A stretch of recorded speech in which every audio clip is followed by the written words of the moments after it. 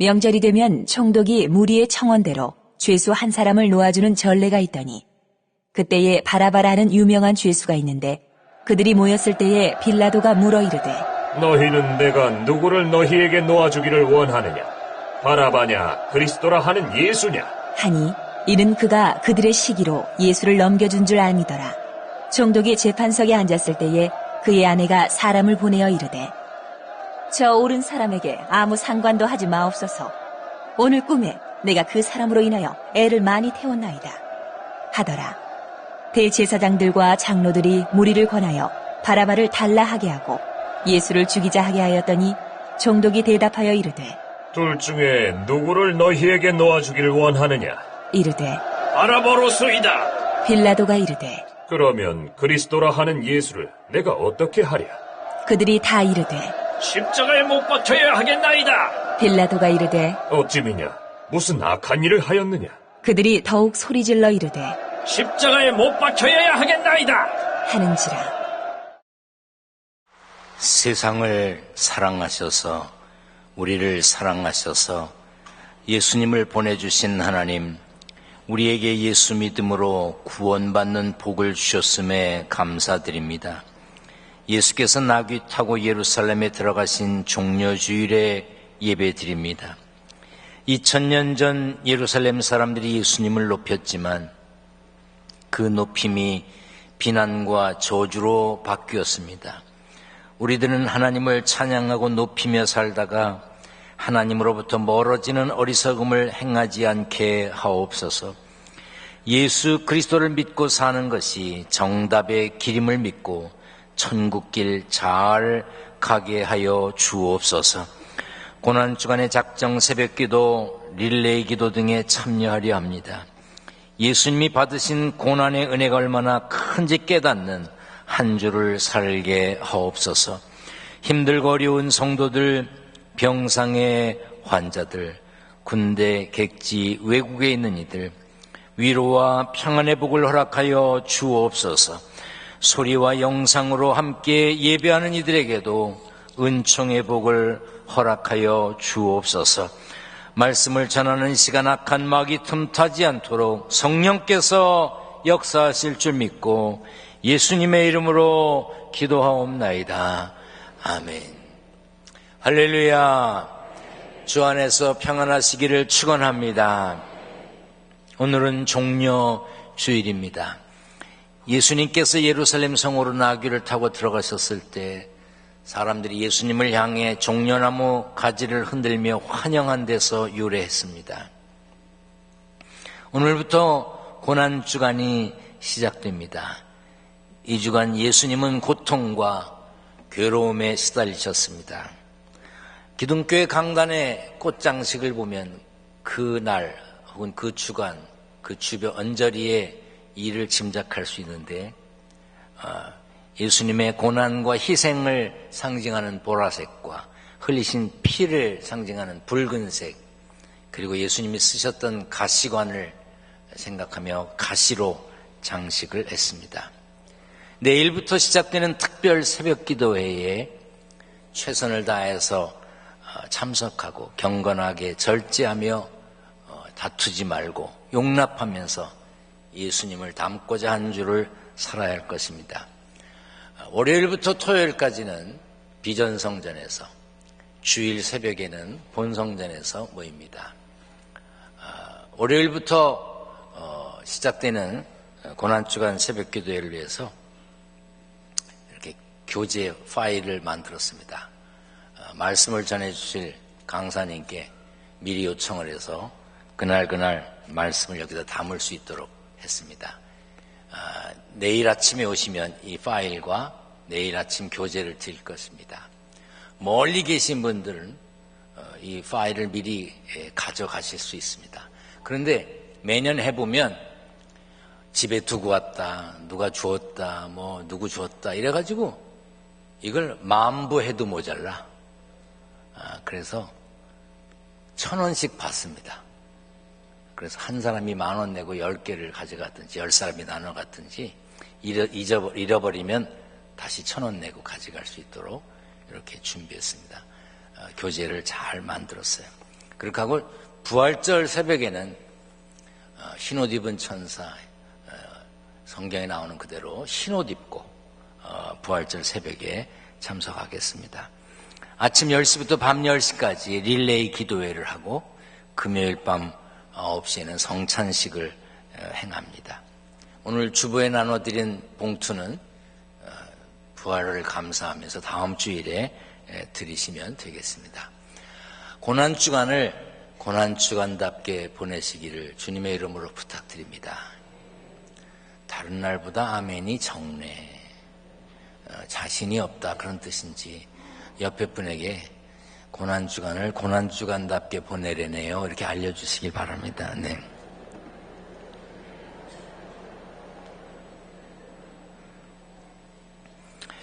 우리 성경을 높이 들고 고백합니다. 저는 예수 믿어 구원받았습니다. 저는 예수 믿어 하나님 자녀 되었습니다. 저는 예수 믿어 천국 백성 되었습니다. 하나님께서 선물로 주신 오늘 하나님 말씀으로 가르침을 받습니다.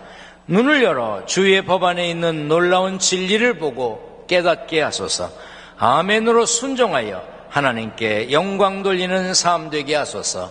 아멘. 그런 삶의 주인공이 되시기를 축원합니다.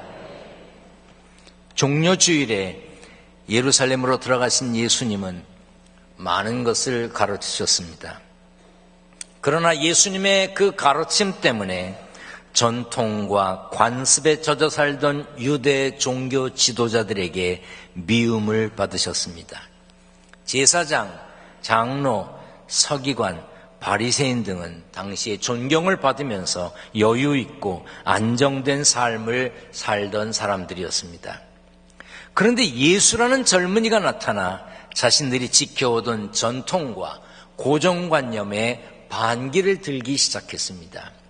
그런 예수님을 유대 지도자들은 싫어했고 없애버리고 싶었습니다.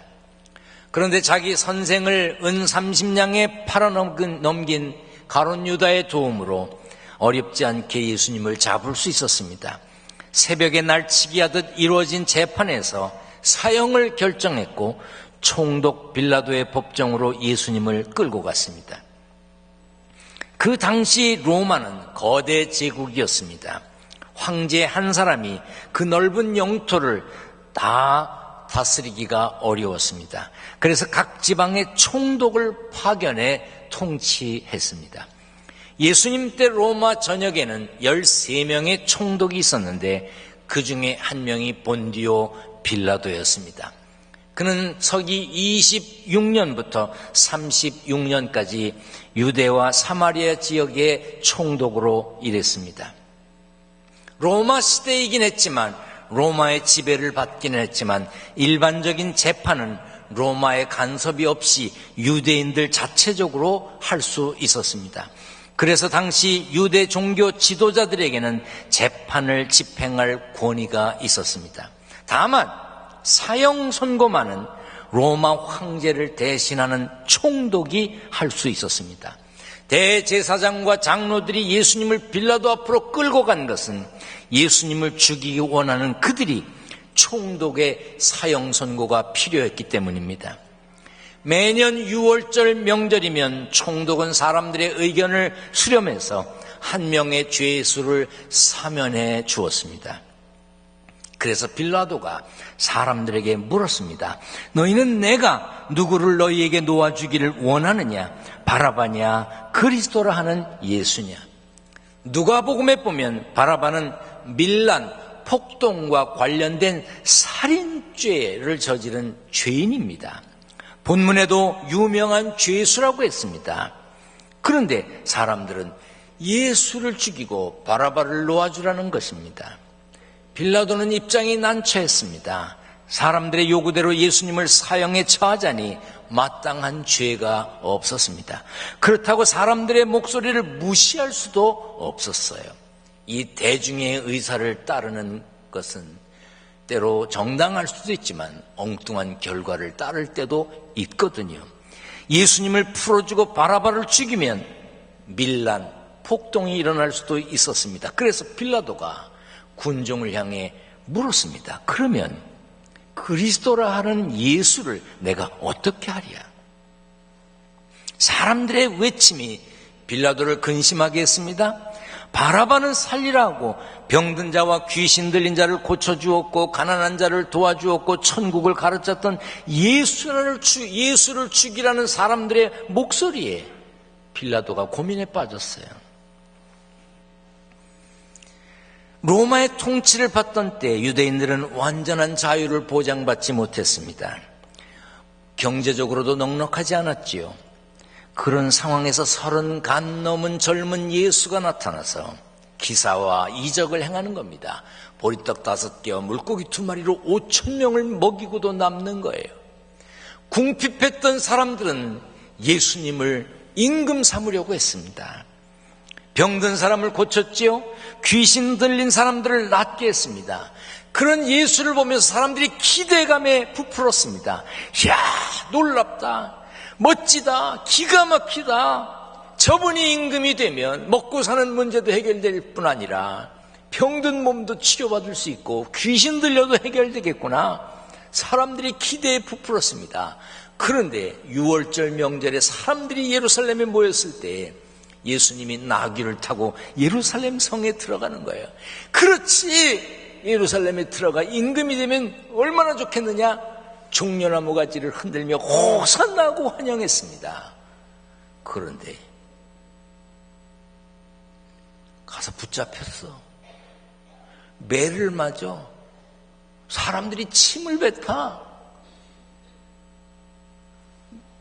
너무 황당한 거예요. 실망이 커요. 그렇게 기대했는데 기대가 다 무너졌습니다.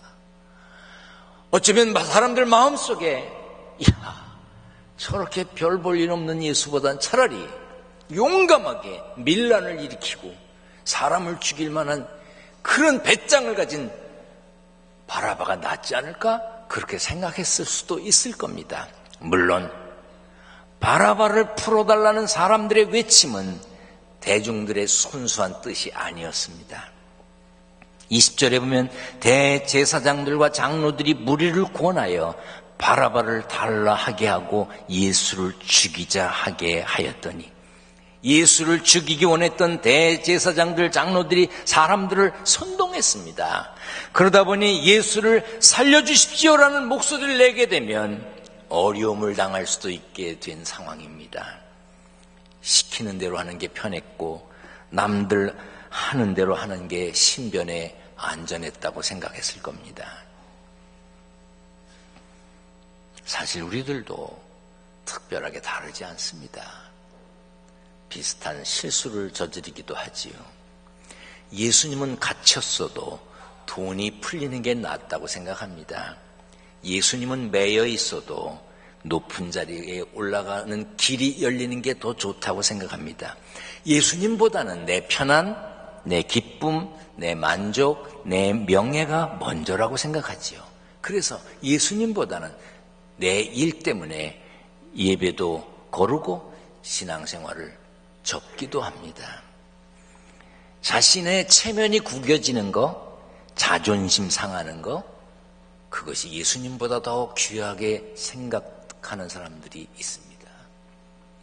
그런 우리들이 2000여 년 전에 빌라도 법정 앞에 있었다면 어떤 어려움을 당해도 예수를 살려달라고 소리칠 수 있었을까요? 글쎄요. 저는 한 명이라도 있다고 말할 수가 없습니다. 벌써 30년도 더 지난 일입니다. 1985년 11월 14일 원양어선 참치잡이 광명 87호는 1년 동안 조업을 마치고 부산항으로 돌아오던 길이었습니다. 남중국해를 지날 무렵 오후 4시 30분경에 SOS를 치는 작은 난파선을 만나게 됩니다. 그들은 월남 패망으로 공산화된 베트남에서 보트를 타고 탈출한 베트남 사람들이었습니다. 그때 배의 선장은 전재용이라고 하는 분입니다. 이미 회사로부터 난민들의 일에 관여하지 말라는 지시를 받았습니다. 그러나 회사의 지시와 난민들 사이에서 갈등하게 됐습니다. 분명 그냥 지나치면 그 난민들은 죽는 겁니다. 그때 전재용 선장은 자신이 모든 책임을 질 테니 사람들을 구하라고 그랬습니다. 그래서 그때 96명의 베트남 사람들을 구해줬습니다. 부산으로 와서 1년 동안 난민 수용소에 있다가 미국으로, 카나다로, 호주로 새 삶을 찾아서 떠나갔습니다.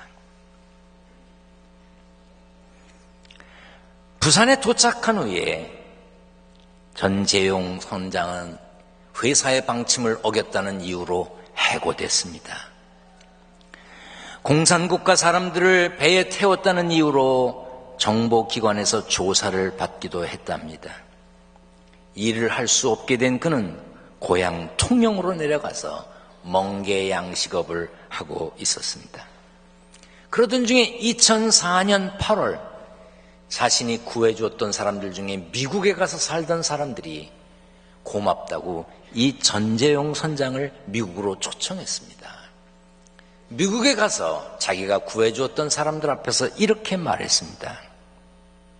난민들을 구조할 때 저는 제 미래와 경력까지 희생해야 한다는 것을 알고 있었습니다. 그러나 96명을 살린 그때의 제 선택을 한 번도 후회한 적이 없습니다. 더 이상 직장을 다닐 수가 없고 자신은 해고될 것이며 해고된 자신 때문에 가족들이 힘들 것을 알면서도 배에 태워준 것이죠. 여러분에게 묻고 싶습니다. 직장에서 해고될 것이고 더 다시 새로운 직업을 얻기도 어렵고 조사를 받아야 되고 가족들까지 어려워진다면 여러분들은 그때 선장이었다면 어떻게 하시겠습니까? 나라면, 우리라면 그때 그 사람들을 배에 태워줄 수 있었을까? 우리가 사는 이 세상은 날마다 빌라도 법정입니다. 매 순간 예수님 말고 다른 것을 선택하라는 유혹이 있습니다. 뭐 좀 해보려고 하면, 뭐 좀 생각하려고 하면 이번 한 번만 예수를 무시해라. 이번 한 번만 예수를 죽여라. 그런 유혹의 소리가 우리 속에서 들립니다. 그래서 이 험한 세상에서 온전하게 그리스도인으로 사는 것이 쉽지 않습니다. 오늘 모여 예배드리는 여러분 중에, 영상으로 소리로 말씀을 듣는 여러분 중에 눈물 쏟아질 만큼 기가 막힌 사연을 갖고 계신 분들이 있으실 겁니다. 그러나 아무리 힘들고 어려워도 예수를 죽이라는 유혹 앞에서, 누구를 원하느냐고 하는 질문 앞에서 부끄러움 없이 담대하게 거침없이 예수를 택하는 그리스도인으로 사시기를 축원합니다. 예수를 죽여라, 예수를 죽여라고 하는 소리에 빌라도가 놀랐습니다. 왜? 무슨 악한 일을 했느냐? 우리 성경에는 어찌미냐라고 번역이 되어 있어요. 왜? 무슨 악한 일을 했길래 왜 예수를 죽이라는 말이냐? 그렇다면 내가 이 예수를 어떻게 하랴? 빌라도가 사람들에게 묻습니다. 사실 빌라도의 이 물음은 예수님의 운명을 자신이 어떻게 하지 않겠다고, 자신은 관여하지 않겠으니 대제사장과 장로들 니들 마음대로 해라 하는 발언과 똑같았습니다.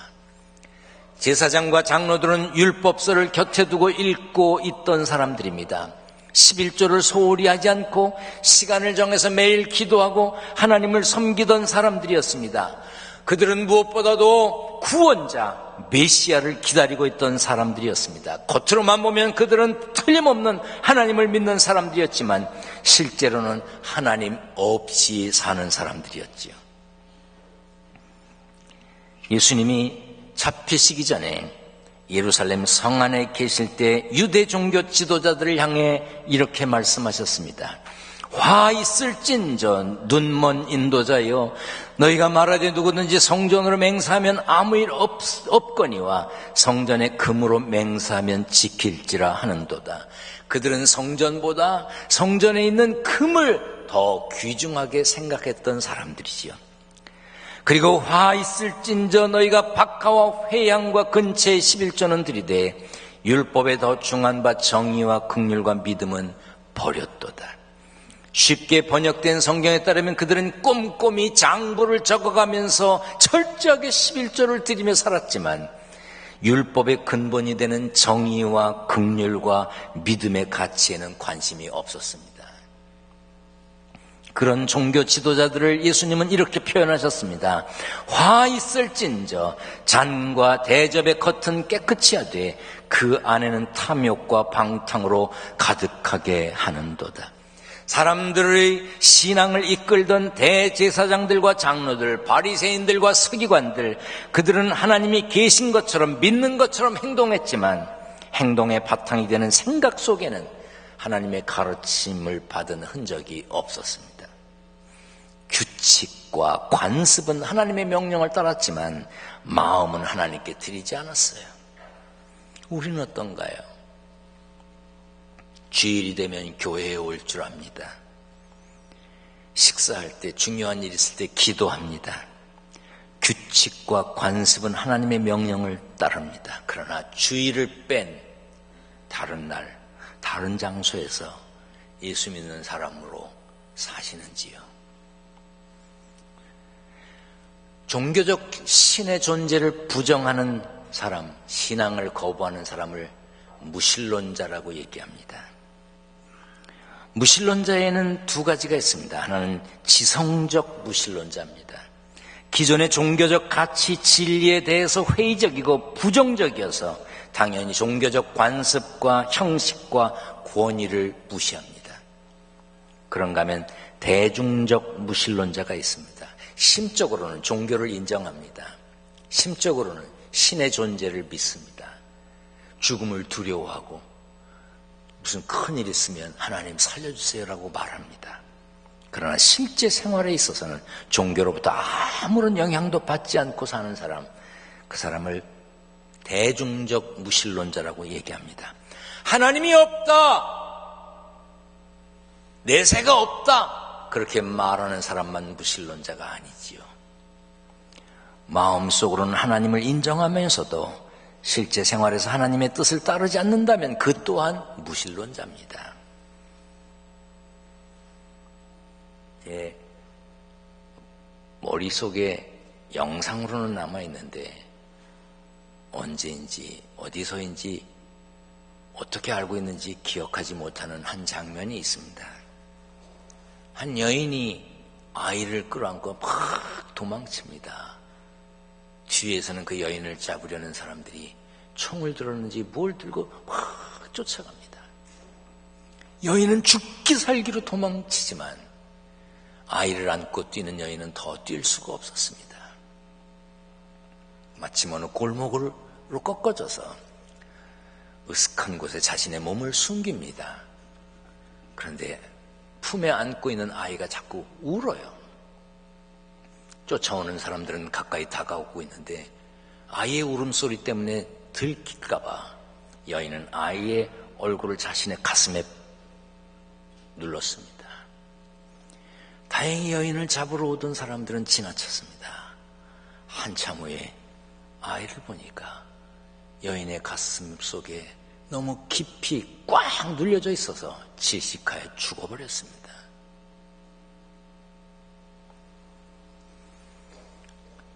우리는 어떻습니까? 우리들도 가슴에 분명히 예수를 품고 있습니다.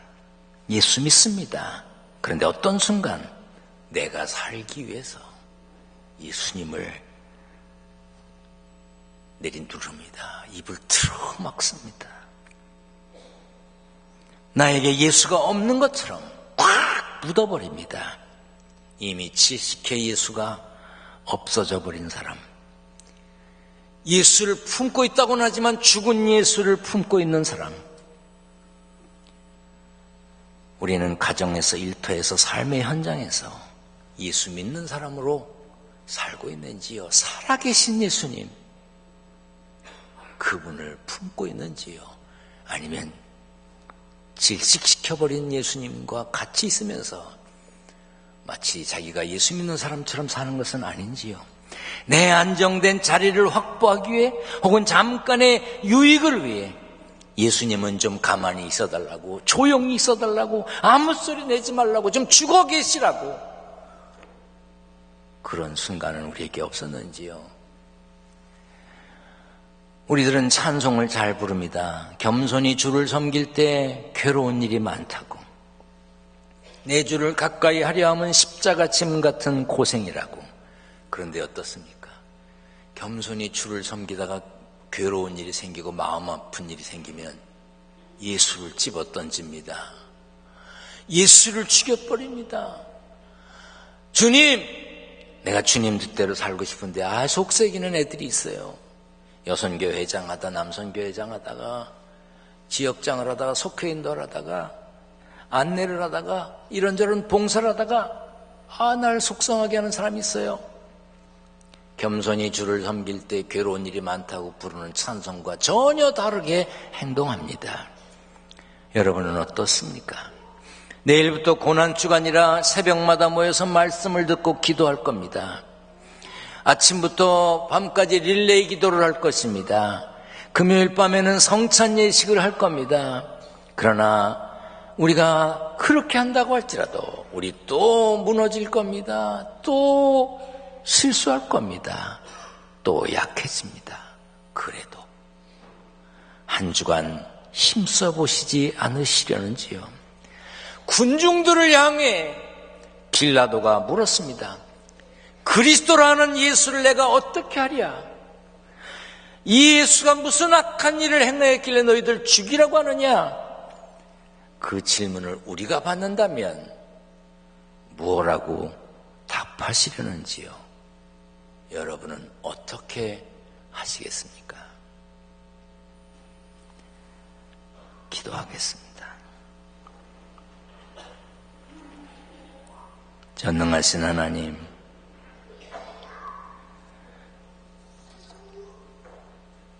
그리스도라는 예수를 내가 어떻게 하랴? 이 예수가 무슨 악한 일을 하였느냐 했던 빌라도의 질문이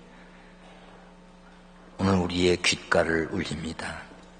나를 구원하기 위해 세상에 오신 예수님, 내 죄를 대신 지시려고 십자가를 진 예수님을 우리가 묻어버리지는 않았는지, 집어던지지는 않았는지, 질식시키지는 않았는지 우리 자신을 돌아보며 고난주간을 지내려 합니다. 하나님, 세상에 살면서 땀 흘려 일하여 얻은 소득을 구별합니다. 11조, 감사헌금, 건축헌금, 선교헌금, 일천번제물 여러 가지 제목으로 드립니다. 봉투마다 적은 이름들, 기도 제목을 기억하여 주옵소서. 우리 주님 예수 그리스도의 이름으로 기도하옵나이다. 아멘.